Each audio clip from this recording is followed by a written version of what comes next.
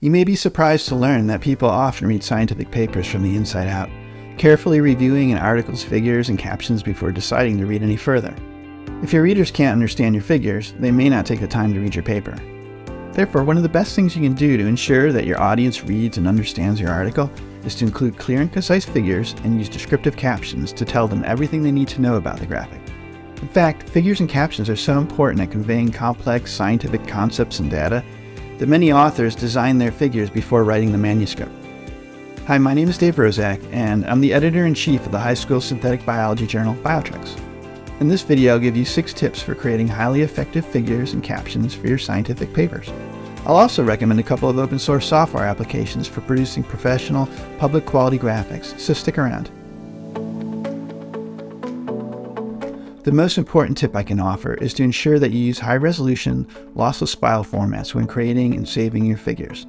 When printed in Biotrix, your figures must have enough resolution to avoid looking granular or pixelated. This means that photographs should have a minimum resolution of 600 dpi, and line art must be rendered at more than 1200 dpi. Also, be sure to use lossless file formats with your figures. JPEGs save memory, but they sacrifice resolution. However, lossless file formats like TIFF, GIF, and PNG maintain the original resolution of your graphic. Therefore, lossless file formats like these are ideal for professionally printed graphics. Providing separate, high-resolution figure files with your manuscript will help ensure that your graphics are professionally rendered in screen and print versions of the journal. The second tip I can give you is to pay close attention to your figure's font sizes and line weights. Remember that your graphic will be reduced to fit the journal's column or page width.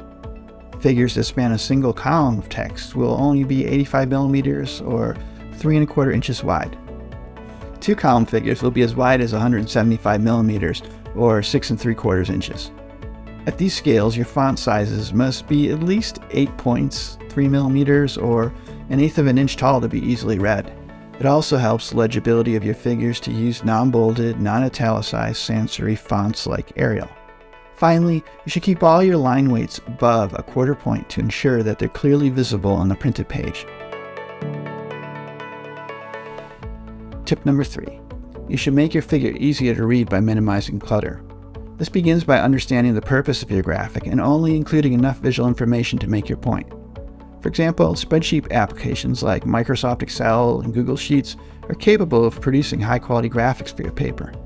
However, the default graphs often include extra tick lines, marks, and shading that only get in the way of the reader understanding your data. Therefore, take some time to adjust these settings so the applications yield clutter-free figures for your paper. Plasmid maps are another example of automatically generated graphics that are often rendered with too much information. If you're sure that Plasmid map will add value to your paper, take a moment to configure the software so that it only displays the elements of the plasmid that support your narrative. This will likely involve removing any genetic elements or restriction sites that are not relevant to the paper. Tip number 4. Create captions that help your readers understand and interpret what they're looking at. As I mentioned earlier, many readers will study a figure and read its caption before bothering to read any of the text that surrounded it. Therefore, make sure your figures and captions work together to tell a succinct and compelling story. Often the first sentence in your caption will tell the reader what they should take away from that figure. Think of this as a thesis statement for your graphic. Subsequent sentences will tell the reader how to understand the data presented in the figure so they can draw their own conclusions. Tip number 5. Plan ahead when photographing laboratory results. If you want to include photographs of agar plates, gels, or other experimental results in your paper, be sure you prepare for this before setting foot in the lab. Make sure your camera is configured to store images using a high-resolution, lossless file format before photographing your data.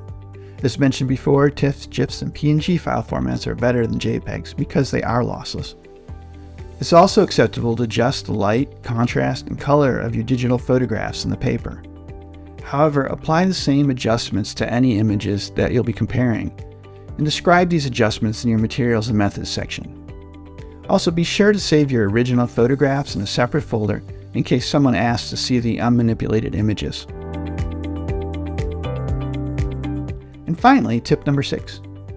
Create original graphics whenever possible.